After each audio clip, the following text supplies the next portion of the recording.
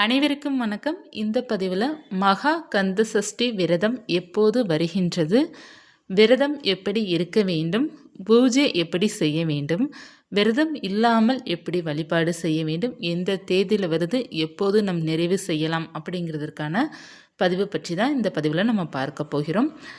இந்த மகா கந்த சஷ்டி விரதம் பார்த்திங்கன்னா எல்லோருக்குமே மிகவும் பிடித்த விரதம்னாலே சஷ்டி விரதம் தான். முருகர் பக்தர்களுக்கு அனைவருக்குமே பிடித்த விரதம். இந்த நாள் எப்போதும் வரும் அப்படிங்கிறத நிறைய பேர் காத்து கொண்டு இருப்பார்கள். அதில் நானும் ஒருவர்.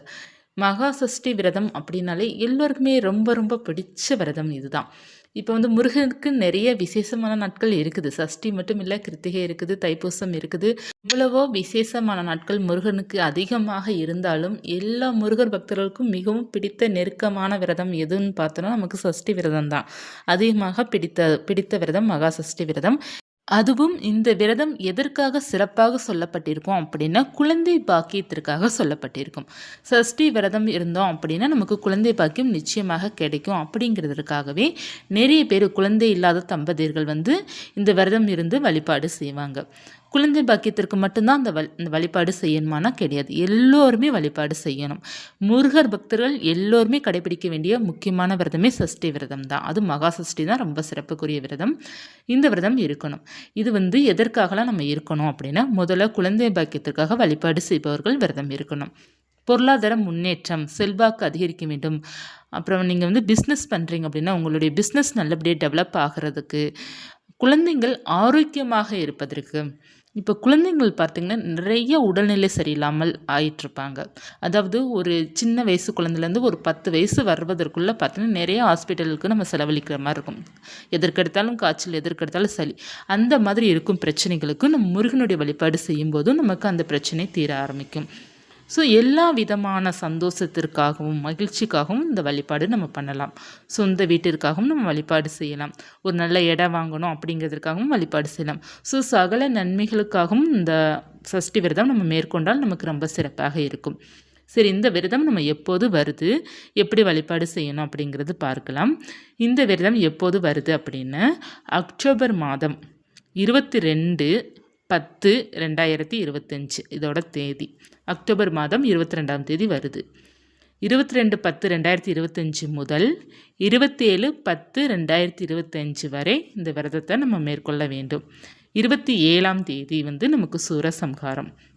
இப்போ 22ஆம் தேதி அக்டோபர் மாதம் 22ஆம் தேதி கந்த சஷ்டி ஆரம்பிக்கிது. ஐப்பசிக்கு 5ஆம் தேதி புதன்கிழமை அன்று ஸ்டார்ட் ஆகிட்டு 27/10/2025 திங்கட்கிழமை அன்று ஐப்பசி 10ஆம் தேதி நமக்கு சூரசம்ஹாரம். 28/10/2025 திருக்கல்யாணம். இப்போ நிறைய பக்தர்கள் பார்த்திங்கன்னா இப்போ சஷ்டி விரதம் ஆரம்பிச்சுட்டு சூரசம்ஹாரம் அன்று நிறைவு செய்கின்ற பழக்கம் நிறைய பேருக்கு இருக்குது. நிறைய பேருக்கு ஒரு பாட்டு பார்த்திங்கன்னா திருக்கல்யாணம் அன்று நிறைவு செய்கின்ற பழக்கம் இருக்குது. இப்போ இதில் தான் நம்ம நிறைய பண்ணணுமான்னா இல்லை, ரெண்டுமே சிறப்பானதான். சூரசம்ஹாரம் அன்றும் நம்ம நிறைவு செய்யலாம், திருக்கல்யாணம் அன்றும் நம்ம நிறைவு செய்யலாம். எதற்காக திருக்கல்யாணம் அன்று நிறைவு செய்யணும் அப்படிங்கிறது சொல்கிறாங்க. அப்படி திருக்கல்யாணம் பார்த்திங்கன்னா அவருக்கு திருமணம் நடக்கும். திருமணம் நடக்குது அப்படின்னா அவர் மகிழ்ச்சியாக இருக்கக்கூடிய ஒரு அற்புதமான நாள். ஸோ அந்த நாளன்று நம்மளுடைய வேண்டுதல் வைக்கும்போது அவர் வாரி நமக்கு வழங்குவார். அப்படிங்கிறதுக்காக தான் திருக்கல்யாணம் அன்று நம்ம விரதம் நிறைவு செஞ்சோம் அப்படின்னா ரொம்ப சிறப்பாக இருக்கும்னு சொல்லுவாங்க. இப்போ அது பார்த்திங்கன்னா நமக்கு கணக்கு பார்த்திங்கன்னா 6 நாள் தான். அதாவது 22ஆம் தேதி டு 27 சூரசம்ஹாரம் வரை தான் நம்ம அந்த விரதம் முறையை நம்ம கரெக்டாக ப்ரொசீஜரை நம்ம பண்ணணும். இப்போ 28ஆம் தேதி ஒரு சில பேர் என்ன பண்ணுவாங்க அப்படின்னா மாலை நேரம் நிறைவு செய்வாங்க. ஆனால் நீங்கள் இந்த திருக்கல்யாணம் அன்று காலை கூட நீங்கள் நிறைவு செய்யலாம். காலையும் நிறைவு செய்யலாம், மாலையும் நீங்கள் நிறைவு செய்யலாம். அதனால் பார்த்தீங்கன்னா நீங்கள் சூரசம்ஹாரம் வரை நீங்கள் கரெக்டான அந்த காலை ஸ்டார்ட் பண்ணி மாலை நேரம் நீங்கள் நிறைவு செய்யணும்.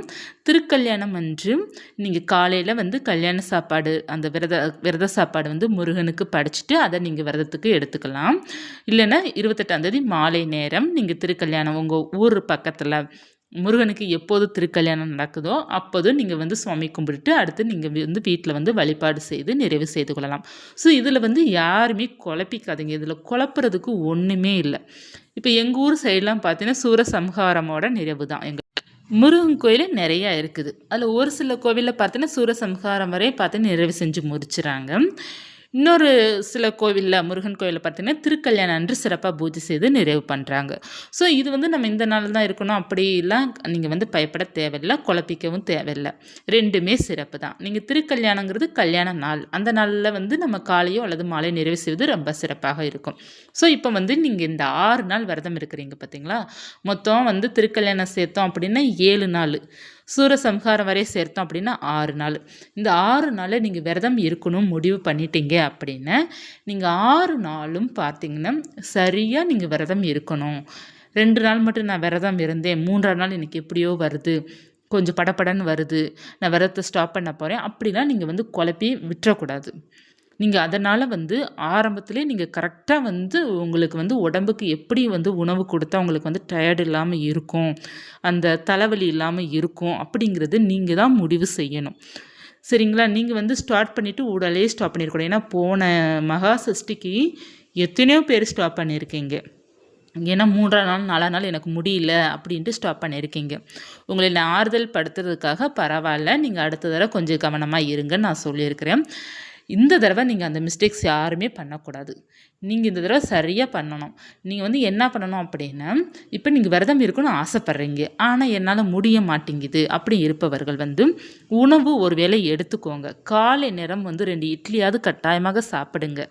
பால் எடுத்துக்கோங்க, பழங்கள் எடுத்துக்கோங்க, உங்களுக்கு டயர்டு வராது. ஒன்றுமே சாப்பிடாமல் இருக்கிறதுனால தான் உங்களுக்கு 2-3 நாட்கள் கழித்து வந்து நிறைய பேர் வந்து ஹாஸ்பிட்டல்லாம் போகிற மாதிரி ஆயிட்டீங்க. ஸோ அந்த மாதிரிலாம் பண்ணக்கூடாது. நம்ம வந்து நம்மளோட உடம்பு எப்படி அப்படிங்கிறது அவங்கவுங்க உடம்பை பற்றி அவங்களுக்கு கிளியராக தெரியும். சரிங்களா? அதனால் வந்து ஓரளவு உணவு நீங்கள் எடுத்துக்கிடணும். எடுத்துகிட்டு நீங்கள் ஸ்டார்ட் பண்ணி நிறைய பண்ணுங்கள். நிறைய பேர் மிளகு விரதம்லாம் இருப்பாங்க, அவங்களுக்கு வந்து நல்லா ஹெல்த்தியாக இருப்பாங்க. ஒரு சில பேர் வந்து ஹெல்த்தியாக இருந்து அந்த விரதத்தை நிறைவு செஞ்சுருவாங்க. நம்ம ஒன்று தொட்டுட்டோம் அப்படின்னா அது நம்ம முடிக்கிற வரை சிறப்பாக பண்ணணுங்க. அதுதான் ரூல்ஸ், அதுதான் நமக்கு சரியாகவும் இருக்கும். அதனால் நம்ம வந்து அதற்கேற்ற மாதிரி தான் விரதம் இருக்கணும். இப்போ 2 வேளை சாப்பிட்டு கூட விரதம் இருக்கலாம். ஒரு வேளை மட்டும் பட்டினியாக இருந்துட்டு, ஒரு வேளை சாப்பிட்டு 2 வேளை பட்டினியாக இருந்து விரதம் இருக்கலாம். 3 வேளையுமே கொஞ்சம் கொஞ்சம் சாப்பிட்டுட்டு நீங்கள் அது ஒரு விரதமாக நீங்கள் இருந்தாலும் அதுவும் விரதம் தான். எல்லாமே நம்மளுடைய மனசு தான் காரணம். நம்மளுடைய ஆரோக்கியத்தை பொறுத்து தான் நீங்கள் வந்து விரதம் வந்து இருக்க ட்ரை பண்ணணும். அடுத்து முக்கியமான விஷயம் நான் உங்களுக்கு சொல்கிறேன். இந்த பதிவு பார்த்தீங்கன்னா உங்களுக்கு நான் சீக்கிரமாக கொடுத்துருவேன். என்னுடைய கணிப்புக்கு நான் எதற்காக நான் சீக்கிரம் கொடுக்குறேன் அப்படின்னு, என்னுடைய போன வருடம் நான் போட்ட பதிவில் நிறைய பேர் வந்து பாதியிலே விட்டுட்டீங்க. நான் உங்ககிட்ட நான் அப்போதே சொன்னேன், மந்த்லி வந்து வளர்பிறை சஷ்டி வருது பார்த்திங்கன்னா, அதிலே நீங்கள் வந்து விரதம் இருந்து பழகுங்க, உங்களுக்கு வந்து இந்த 6 நாள் ஈஸியாக இருக்கும் அப்படிங்கிறத நான் சொல்லியிருந்தேன். ஒருவேளை நீங்கள் அப்போ ஃபாலோ பண்ணாட்ட கூட இப்போ வந்து நான் உங்களுக்கு ஒரு 1.5 மாதம் 2 மாதத்துக்கு முன்னாடியே நான் கொடுத்துட்டேன் அப்படின்னா நீங்கள் கொஞ்சம் ட்ரை பண்ணுங்கள். அப்பப்போ நீங்கள் வந்து வாரத்தில் ஒரு நாள் விரதம் இருக்கிற மாதிரி கொஞ்சம் உங்கள் உடலை வந்து ஆரோக்கியப்படுத்துங்க. உங்களுக்கு இது வந்து சரியாக உங்களுக்கு வந்து கரெக்டாக இருக்கும். நம்ம வந்து திடீர்னு விரதம் இருக்க போய் தாங்க சேர மாட்டேங்குது. நம்ம கொஞ்சம் பழகிக்கிட்டோம் அப்படின்னா அது கட்டாயமாக நமக்கு வந்து நல்லா இருக்கும். டயர்டெல்லாம் எதுவும் வராது. இதில் பார்த்தீங்கன்னா வந்து ஹெல்த்து நல்லா இருக்கிறவங்க மட்டும் 3 வேளை பட்டினியாக இருந்து கூட நீர் ஆகாரம், அதாவது நம்ம வந்து இளநீர், மோர் இந்த மாதிரி நீங்கள் வந்து ஜூஸ் இந்த மாதிரி சாப்பிட்டு நீங்கள் குடிச்சிட்டு நீங்கள் விரதம் இருக்கலாம். இல்லை காலை உணவு மட்டும் எடுத்துகிட்டு மதியம் பட்டினியாக இருந்துட்டு மாலை நேரம் வந்து நீங்கள் வந்து விரதத்தை நிறைவு செய்யலாம்.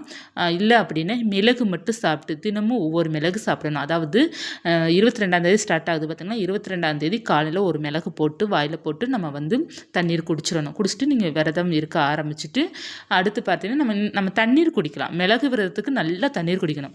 எந்த விரதம் இருந்தாலும் நீங்கள் நல்லா தண்ணீர் குடித்தாலே 80% உங்களுக்கு ஹெல்த்து நல்லா தான் இருக்கும். இதெல்லாம் நீங்கள் ஃபாலோ பண்ணாமல் இருக்கிறதுனால தான் உங்களுக்கு டயர்ட் ஆகுது, தலைவலி வருது. டயர்டானால் கூட பரவாயில்லைங்க, தலைவலி வந்துச்சு அப்படின்னு உங்களால் பூஜையில் கான்சன்ட்ரேஷன் பண்ண முடியாது. ஏன்னா தலைவலி தான் மிக கொடுமையான ஒரு வலின்னு சொல்லலாம். ஏன்னா நம்ம டயர்டு கூட நம்ம கொஞ்ச நேரம் செத்த படுத்து கூட இருந்துச்சா நமக்கு அந்த உடல் வலி சரியாக போயிடும். ஆனால் தலைவலிங்கிறப்போ நம்மளால் ஒன்றும் பண்ண முடியாது. அதற்கு வந்து உணவு கொடுத்தா மட்டும்தான் தலைவலி வந்து சீராக இருக்கும். அதனால் பார்த்தீங்கன்னா நீங்கள் வந்து ஹெல்த் வைஸாக நீங்கள் கரெக்டாக விரதம் இருக்கிறதுக்கு நீங்கள் தான் ட்ரை பண்ணணும். நான் இவ்வளோ தூரம் நான் சொல்லியிருக்கிறேன். ஸோ நீங்கள் வந்து முடிவு பண்ணிக்கோங்க. இப்போ வந்து நீங்கள் ஐப்பசி 5ஆம் தேதியிலேருந்து நீங்கள் 28ஆம் தேதி அல்லது 27ஆம் தேதி மாலை நேரம் நீங்கள் விரதத்தை வந்து நிறைவு செய்து கொள்ளலாம். அது உங்களுடைய உங்கள் வீட்டுக்கிட்ட எப்படி முருகன் கோவிலில் கொண்டாடுறாங்களோ அதுபடி நீங்கள் வந்து விரதத்தை நிறைவு செய்து கொள்ளலாம். அப்படி இல்லைன்னா நீங்கள் திருக்கல்யாணம் அன்னைக்கு நான் நிறைவு செய்ய போகிறேன் அப்படின்னா நீங்கள் திருக்கல்யாணம் அன்று விரதம் நிறைவு செய்யலாம். பூஜைக்கான நேரம்லாம் பூஜைக்கான விரதம் முடிக்கிற நேரம், நம்ம வந்து அந்த திருக்கல்யாண சாப்பாடு போட வேண்டிய நேரம் எல்லாமே பார்த்தீங்கன்னா நான் உங்களுக்கு வந்து நமக்கு சஷ்டிக்கு ஆரம்பிக்கும் பார்த்திங்கன்னா அதற்கு 2 நாளைக்கு முன்னாடி அந்த நேரத்தெல்லாம் நான் கொடுக்குறேன். ஏன்னா இப்போ நான் கொடுத்தாலும் நீங்கள் மறந்துடுவீங்க, டேட்டு நீங்கள் மறக்க மாட்டீங்க, நேரத்தெல்லாம் நீங்கள் மறந்துடுவீங்க. ஸோ ரொம்ப நாள் இருக்கு இல்லையா, அதனால் வந்து நான் வந்து சஷ்டி வந்து நெருங்கும் போது நான் கொடுக்குறேன். இப்போ இதுதான் நமக்கு ப்ரொசீஜர். ஸ்டார்ட்லேருந்து எண்டு வரை நம்ம இப்படி தான் நம்ம இருக்கணும். இப்போ விரதம் இல்லாமல் எப்படி பூஜை செய்யணும் அப்படின்னு நீங்கள் வந்து காலை மாலை 2 வேளையும் வந்து விளக்கேற்றி வைத்து சஷ்டி கவச பாராயணம் பண்ணால் போதும். இதே நீங்கள் திருக்கல்யாணம் வரையோ அல்லது சூரசம்ஹாரம் வரையோ நீங்கள் ஃபாலோ பண்ணால் போதும். இதுதான் எளிமையான வழிபாடு. விரதம் இருக்கிறவங்களும் சரி, விரதம் இல்லாதவர்களும் சரி, முருகனை முருகி வழிபாடு செஞ்சோம் அப்படின்னா இந்த 7 நாட்களுக்குள்ளே நமக்கு வந்து முருகர் பல அதிசயங்களை செய்வார். குழந்தை பாக்கியத்திற்கு குழந்தை கட்டாயமாக பிறக்கும், திருமணம் நடக்காதவர்களுக்கு திருமணம் நடக்கும், எல்லா சகலமும் நமக்கு முருகர் வந்து நமக்கு கொடுப்பாரு. அதனால் இந்த பதிவில் நான் வந்து என்ன சொல்ல வரேன் அப்படின்னா, நீங்கள் முடிவு பண்ணணும், நீங்கள் சரியாக நான் விரதம் இருக்கவா இல்லை எப்படி நீங்கள் முடிவு பண்ணணும். நம்ம எப்படி வந்து சாப்பிட்டு எப்படி நம்ம விரதம் இருக்கலாம் அப்படிங்கிறத நீங்கள் முடிவு பண்ணணும். இது வந்து என்னுடைய சப்ஸ்கிரைபருக்காக தான் நான் கொடுக்குறேன். இன்னமும் நமக்கு நிறைய நாட்கள் இருக்குது, நான் முன்னக்கூட்டியே கொடுக்குறது அதற்காக தான்.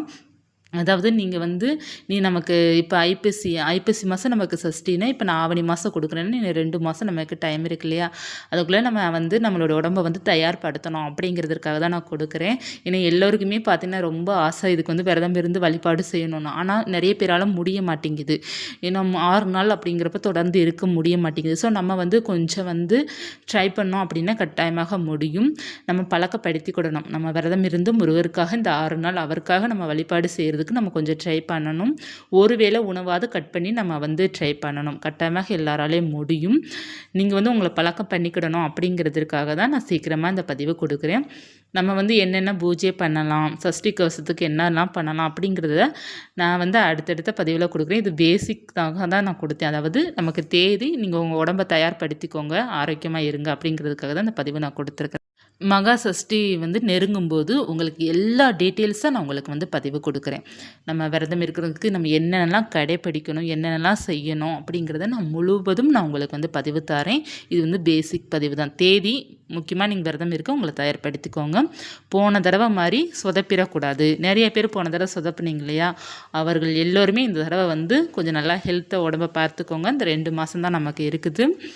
பார்த்துட்டு நல்லா வந்து ஃப்ரூட்ஸ் நல்லா எடுத்து சாப்பிட்டு நல்லா ஹெல்த்தியாக இருங்க, நல்லா சாப்பிடுங்க. முருகர் எப்போதுமே நம்ம கூட துணையாக தான் இருப்பார். சிறப்பாக ஸ்டார்ட் பண்ணுறோம், நம்ம சிறப்பாக நிறைவு செய்யணும். சஷ்டி விரதம் யாரெல்லாம் இருக்க போகிறீங்களோ அவங்களாம் ஒரு லைக் பண்ணிடுங்க.